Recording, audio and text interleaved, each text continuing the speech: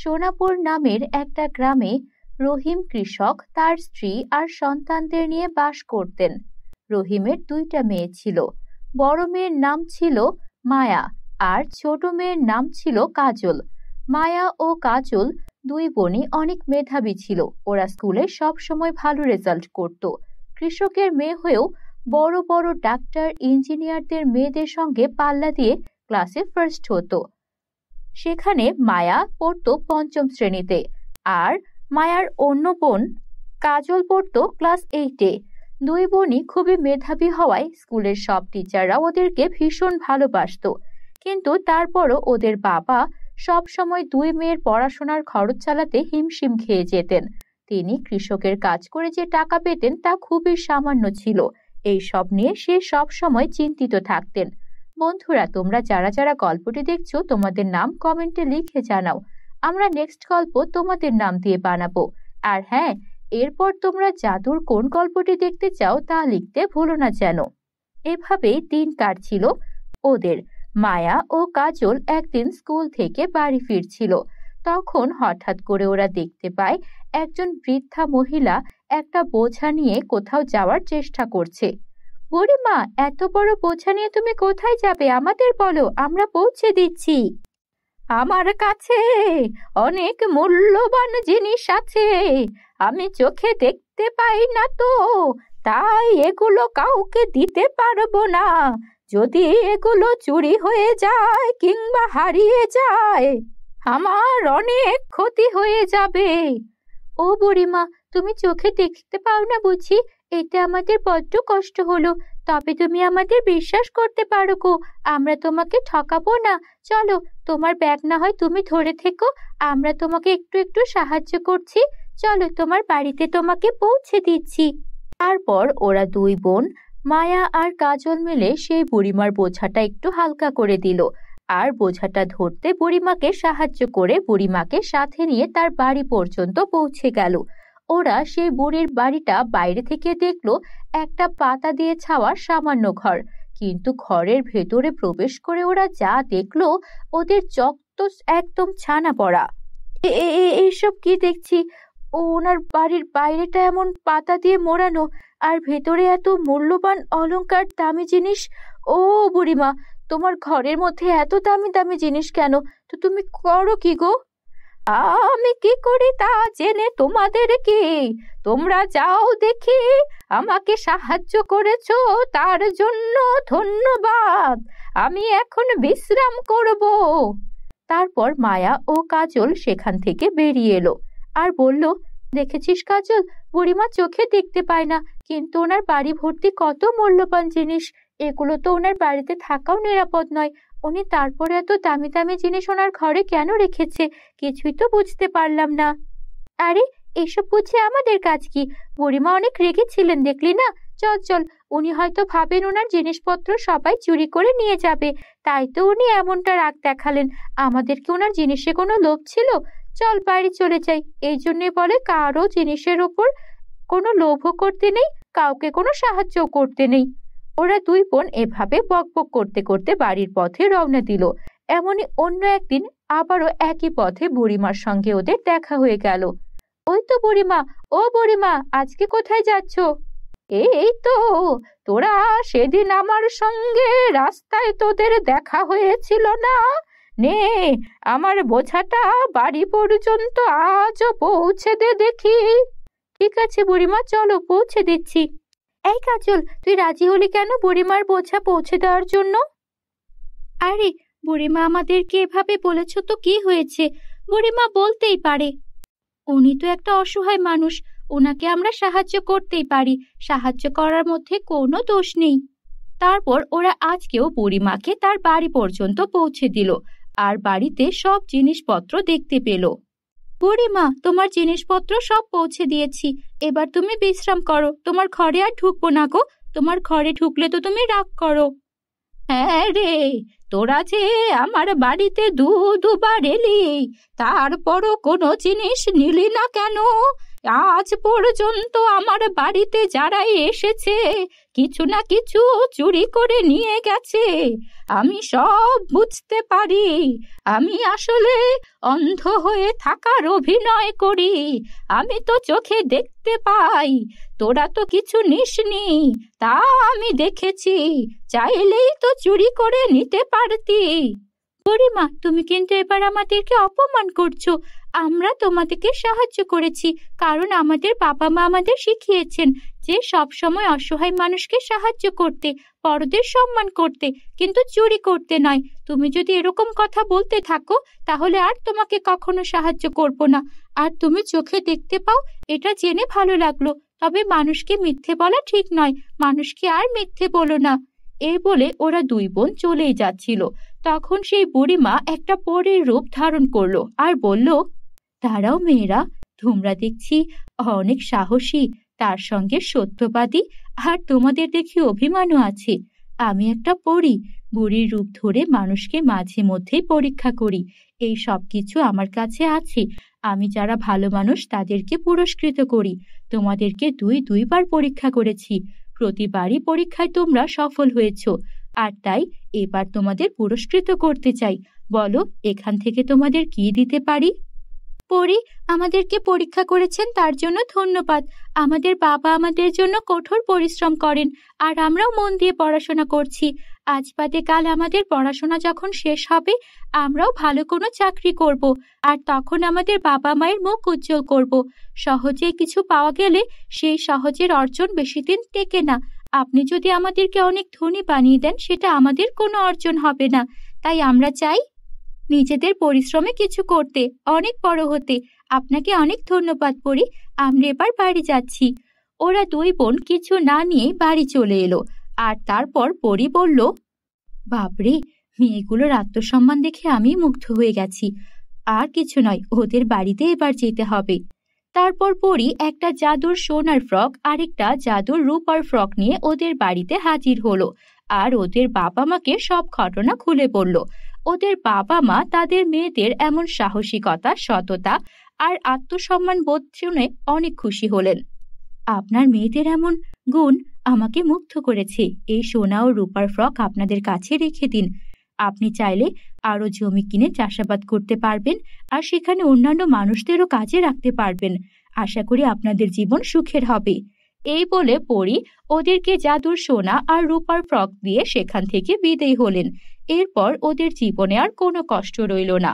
ওরা দুই বোন ওদের বাবা মায়ের সঙ্গে বাকিটা জীবন অনেক আনন্দে কাটাতে লাগলো। অনেকদিন আগের কথা, এক গ্রামে লাবণ্য নামের খুব সুন্দরী একটা মেয়ে ছিল। লাবণ্যর মাথা ভর্তি ছিল ঘন কালো চুল। লাবণ্যর চুল দেখে সবাই হিংসা করত আর ভাবতো, ইস, আমার যদি ওর মতো এত সুন্দর চুল থাকতো।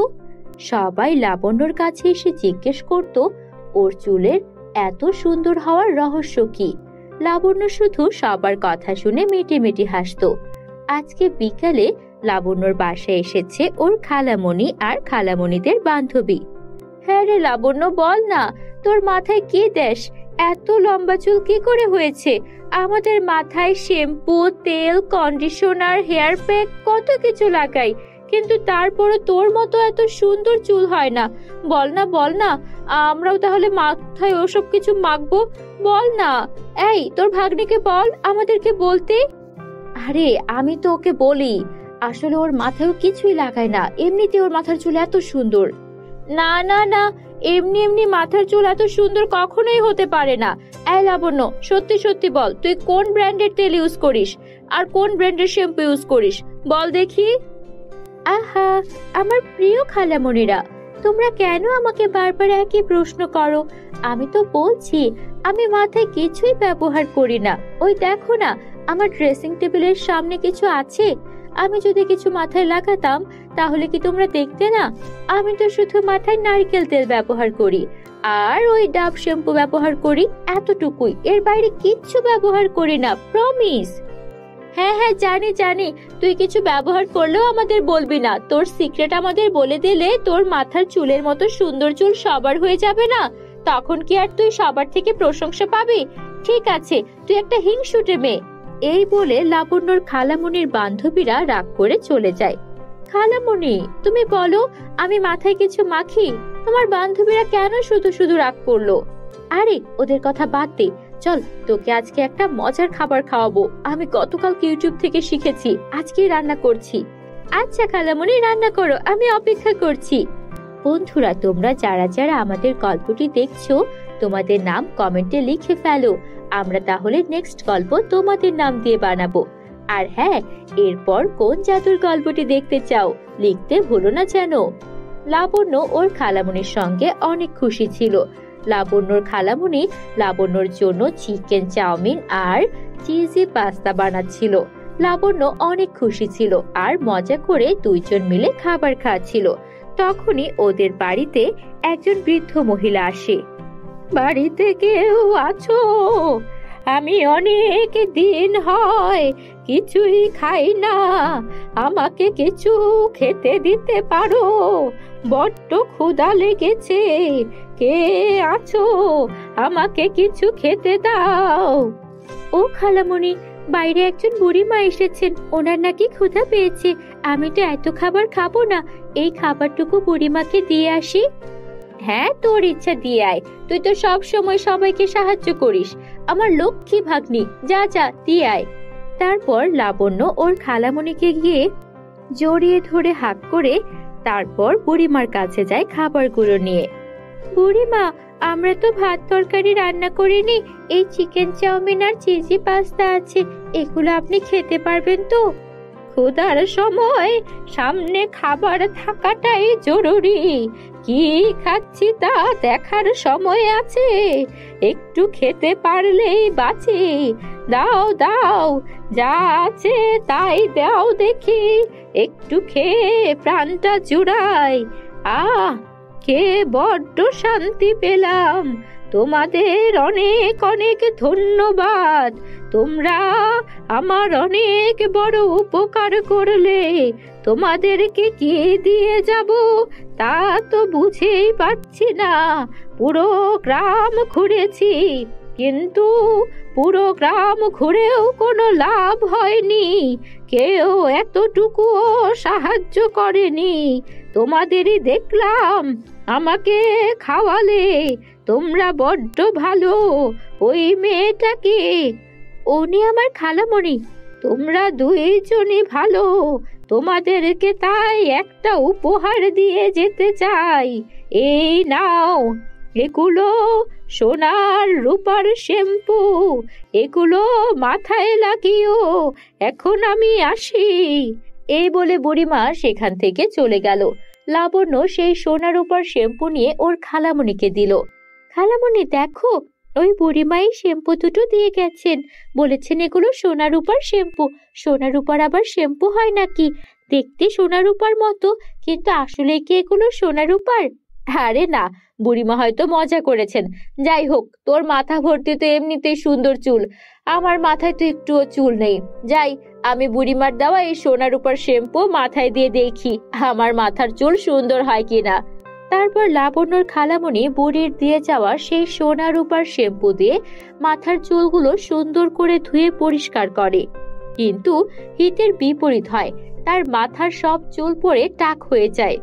হ্যাঁ লাবণ্য, হে কি হলো রে? আমার মাথার সব চুল পড়ে টাক হয়ে গেল কেন? হে কি সর্বনাশে কাণ্ড! এই শ্যাম্পু দিয়ে আমার মাথার সব চুল যে পড়ে গেল। হায় হায় হায়, এখন আমি সবার সামনে যাব কি করে? আমার মুখ দেখাবো কি করে? হে কি সর্বনাশ হলো আমার! হায় হায় হায় হায় হায়। কিন্তু কিছুক্ষণ যেতেই ঘটলো আরেক কাণ্ড। লাবণ্যর খালামণির মাথার সব চুল পরিবর্তন হয়ে সোনা আর রূপার চুল হয়ে গেল। এই, আমার মাথায় এত দ্রুত চুল গজাচ্ছে কি করে রে লাবণ্য? এ কি শ্যাম্পু মাথায় দিয়েছি? খালামণি, তুমি চিন্তা করা বাদ দাও আর আয়নায় গিয়ে নিজেকে দেখো, তোমার মাথা ভর্তি সোনা রূপার চুল। কি বলছিস? মাথা ভর্তি সোনা রূপার চুল কি করে আসবে? তুই নিশ্চয়ই আমার সঙ্গে মজা করছিস, তাই না? না খালামণি, আমি কোনো মজা করছি না, তুমি নিজে আয়নায় গিয়ে দেখো না। লাবণ্যর খালামণি তার মাথার চুল দেখে অবাক হয়ে গেল। তার মাথা ভর্তি সোনা রূপার চুল। তাই লাবণ্য, বুড়িমা দেখছি জাদুর শ্যাম্পু দিয়ে গেছে রে। এই শ্যাম্পু দিয়ে তুই শ্যাম্পু কর দেখি। লাবণ্য গিয়ে সেই শ্যাম্পু দিয়ে মাথার চুল শ্যাম্পু করলো। ওর মাথার সঙ্গেও সেম ঘটনাই ঘটলো। ওর মাথার সব চুল পড়ে গিয়ে মাথা ভর্তি সোনার উপর চুল এসে গেল। খালামণি, এই শ্যাম্পু ব্যবহার করেছে আমার মাথার সব চুল সোনার উপর হয়ে গেল। মনে হচ্ছে এই শ্যাম্পু যতবার ব্যবহার করব মাথার চুল ততবার সোনার উপর হয়ে যাবে। আর এই চুল বিক্রি করে তো আমরা অনেক টাকা পাবো। হ্যাঁ রে লাবণ্য, অনেক টাকা পাবো। চল চল, তাহলে আর দেরি না করি, তাড়াতাড়ি আমরা আমাদের এই চুলগুলো বিক্রি করে ওই টাকা দিয়ে একটা ব্যবসা শুরু করি। তারপর লাবণ্য আর ওর খালামণি মিলে ওদের মাথার কিছু চুল নিয়ে বিক্রি করে সেই টাকা দিয়ে একটা ব্যবসা শুরু করলো। আর এভাবেই ওদের যখনই টাকার দরকার হতো ওরা শ্যাম্পু দিয়ে শ্যাম্পু করে নিত। আর মাথার চুল সোনার উপর হয়ে গেলে সেগুলো নিয়ে বিক্রি করে অনেক টাকা আয় করে নিত। লক্ষ্মীপুর গ্রামে এক বুড়িমা তার দুই নাতি নাতনিকে নিয়ে বাস করতেন। কই রে, কোথায় গেলি? রিয়া আর ফারিয়া, তোদেরকে ডাকতে ডাকতে আমার দিন চলে যায়। একটুও যদি আমার কথা ঠিক মতো শুনতি তোরা। সকাল থেকে বলছি পান্তা ভাতটুকু খেয়ে নে, তারপর স্কুলে যা। কে শুনে তার কথা?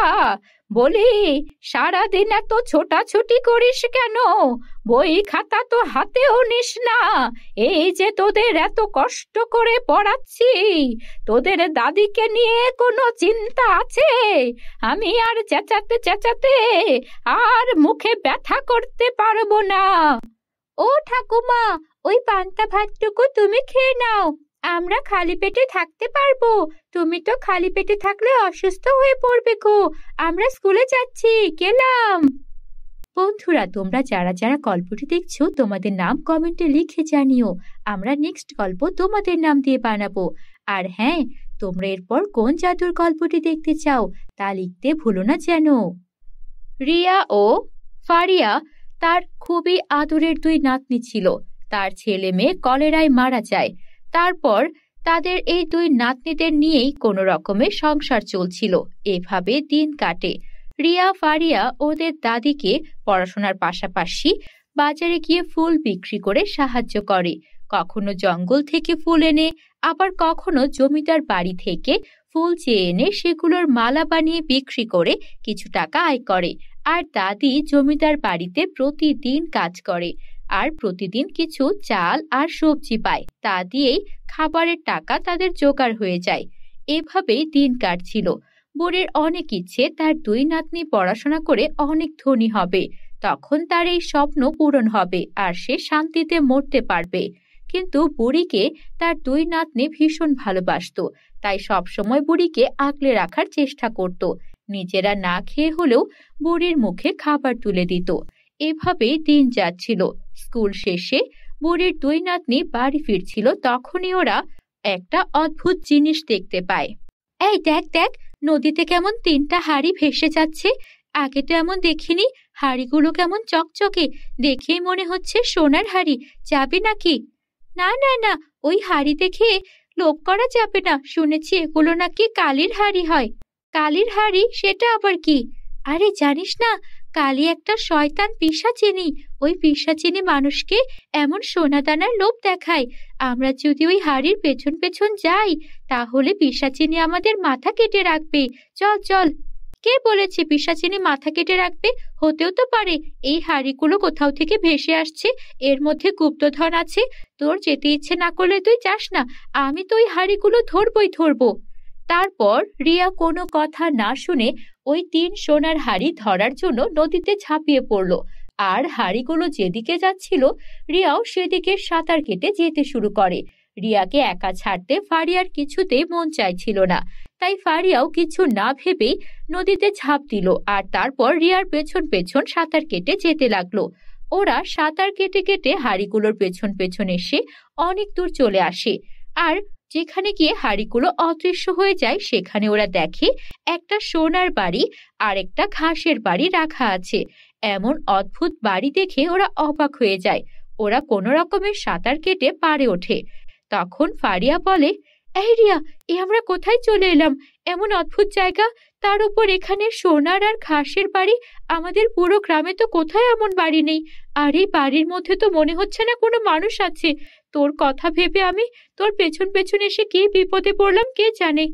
এই, তোকে আমি আসতে বলেছিলাম, এসে যখন পড়েছিস চুপচাপ থাক। আমি এসেছি এখানে কি আছে দেখার জন্য। দেখলি না হাঁড়িগুলো কেমন হাওয়ায় মিলিয়ে গেল? ওই হাঁড়িগুলো এই জন্য আমাদের দেখা দিয়েছিল যেন আমরা এখানে আসি। চল এখন কোনো কথা না বলে বাড়ির ভেতরে ঢুকি। আমি ওই সোনার বাড়ির ভেতরে ঢুকছি, তুই এই ঘাসের বাড়ির ভেতরে ঢোক, আর দেখ এর ভেতরে কি আছে। তারপর রিয়া ও ফারিয়া দুই বোন দুই বাড়ির ভেতরে প্রবেশ করলো। রিয়া প্রবেশ করলো সোনার বাড়িটার ভেতরে, আর ফারিয়া প্রবেশ করলো সেখানে থাকা ঘাসের বাড়ির ভেতরে। সোনার বাড়ির ভেতরে প্রবেশ করে রিয়া যা দেখলো, ওর চক্ষু চড়ক গাছ। পুরো বাড়িটা ভর্তি সোনা দানা হিরে জহরত সব রয়েছে, কিন্তু কোনো মানুষ নেই। এটা দেখে রিয়া অবাক হয়ে গেল। এমন একটা বাড়ি যেখানে কোনো মানুষ নেই, আর এত এত ধন সম্পত্তি। কিন্তু সে হঠাৎ খেয়াল করলো সেখানে একটা খাঁচার মধ্যে পাখি বন্দি করে রাখা আছে। রিয়া পাখিটার কাছে গেলেই পাখিটা বলতে শুরু করলো, আমাকে ছেড়ে দাও, ছেড়ে দাও, আমাকে এখানে বন্দি করে রাখা হয়েছে, আমাকে ছেড়ে দাও। এই বাড়িতে যা আছে এই সব কিছু তুমি নিতে পারো, কিন্তু তুমি যদি আমাকে ছেড়ে দাও তাহলে আমি তোমাকে অন্য কিছু দেব। আমাকে প্লিজ ছেড়ে দাও। তোমাকে ছেড়ে দিলে তুমি আমাকে কি দেবে সেটা আমার দরকার নেই, এই সোনাদানারও আমার দরকার নেই। আমি তো কৌতূহল বশত এসেছি। আগে বলো, তুমি এখানে বন্দি হলে কি করে? সে অনেক কথা, এক জাদুকর্ণী আমাকে এখানে বন্দি করে রেখেছে। এটা জাদুকর্ণীর বাড়ি, জাদুকর্ণী এলো বলে। তাড়াতাড়ি চলো, এখানে বেশিক্ষণ থাকা যাবে না। জাদুকর্ণী নিশ্চয়ই তোমাদেরকেও ওই 3 হাঁড়ি দেখিয়ে লোভে ফেলে এখানে এনেছে। হ্যাঁ, আমি আর আমার বন্ধু এসেছি, কিন্তু লোভে পড়ে নয়, কৌতূহল বশত এসেছি। তাই তো, আমিও আগে একটা মানুষ ছিলাম, আমাকে জাদুকর্ণী পাখি বানিয়ে বন্দি করে রেখেছে। তাড়াতাড়ি আমাকে এখান থেকে মুক্ত করো, মুক্ত করো। তারপর রিয়া তাড়াতাড়ি পাখিটাকে মুক্ত করলো। পাখিটাকে মুক্ত করা মাত্রই পাখিটাও রিয়ার মতো খুব সুন্দর একটা ফুটফুটে মেয়ে হয়ে গেল। আর তারপর ওরা দুজন গিয়ে প্রবেশ করলো ঘাসের বাড়িতে, যেখানে গিয়ে দেখলো ফারিয়া সেই ঘাসের বাড়ির ভেতরে গিয়ে ওই জাদুকর্ণীর সঙ্গেই কথা বলছে। তুই এখানে এসেছিস আর তুই বলছিস তুই আমাকে ভয় পাচ্ছিস না? তুই কি জানিস আমি এখন তোকে এখানে পাখি বানিয়ে রাখতে পারি? তুই এখানে এসেছিস, আমার হাতে বন্দি হয়েছিস। আমি জানি ওই সোনার বাড়িতে তোর এক বোনও আছে। হা হা হা হা হা। এবার তোদের দুইজনকে পাখি বানিয়ে রেখে দেব। জাদুকর্ণী, আমাদেরকে পাখি বানিয়ে রেখে দিয়ে তোমার কি লাভ? তুমি এভাবে পাখি বানিয়ে কি মজা পাও? তুমিও তো মানুষ, নিশ্চয় তুমি কোনো না কোনো কষ্ট পেয়েই এমনটা করছো। বলো না, তোমার সঙ্গে কিছু হয়েছে? তখন জাদুকর্ণীর চোখ ছলছল করে ওঠে। তখন জাদুকর্ণী বলে, অনেক বছর আগে আমারও একটা ছোট্ট মেয়ে ছিল। গ্রামবাসীরা আমি জাদুকর্ণী বলে আমার মেয়েটার বলি দিয়ে দিয়েছে, আর আমাকে পুড়িয়ে মারার চেষ্টা করেছে। কিন্তু জাদু বলে আমি বেঁচে গেছি, তাই আমি কাউকে সহ্য করতে পারি না। গ্রামের সবার মেয়েকে আমি এভাবেই সোনার হাড়ির লোভ দেখাই। কি বলছে এসব? তোমার সঙ্গে তো অন্যায় হয়েছে, কিন্তু তুমি যা করছো তাও তো অন্যায়। তুমি আজ পর্যন্ত এমন কত পাখি বন্দি করেছো? সে অনেক করেছি, আমার কাছে 100 পাখি বন্দি আছে। ওরা সবাই কোনো না কোনো গ্রামের মেয়ে, আমার প্রতিশোধ শেষ হয়নি। তারপর ফারিয়া সেই জাদুকর্ণীকে নিয়ে গিয়ে দেখলো সেখানে অনেক অনেক পাখি বন্দি করে রাখা আছে। ফারিয়া তখন জাদুকর্ণীকে বলল, তুমি যেমন তোমার সন্তান হারিয়ে দুঃখ পেয়েছো, তেমন এখন সব মায়েরাও দুঃখ পাচ্ছে। আর তুমি যদি আমাদেরকে ছেড়ে দাও, তুমি যদি সবাইকে ক্ষমা করে দাও, তোমার মেয়ের আত্মাও শান্তি পাবে। তুমি এমন প্রতিশোধ নিয়ে না বেঁচে থেকে সুন্দর একটা জীবন যাপন করতে পারো। আর বিনিময়ে দরকার হয় তুমি আমাকে বলে দিয়ে দাও, তারপরও তোমার এই প্রতিশোধ বন্ধ করো। জাদুকর্ণীর এসব শুনে ভারী মায়া হলো। জাদুকর্ণী তখন সব পাখিকে মুক্ত করে দিল, আর সবাই যার যার বাড়ি ফিরে গেল। আর এদিকে জাদুকর্ণীও ঠিক করলো সে আর কাউকে বন্দি করবে না। জাদুকর্ণী ওদের 2 বোনকে অনেক অনেক স্বর্ণমুদ্রা দিয়ে বাড়ি পাঠিয়ে দিল। এরপর ওদের আর কোনো কষ্ট রইল না, ওরা ওদের দাদিকে নিয়ে সুখে শান্তিতে থাকতে লাগলো।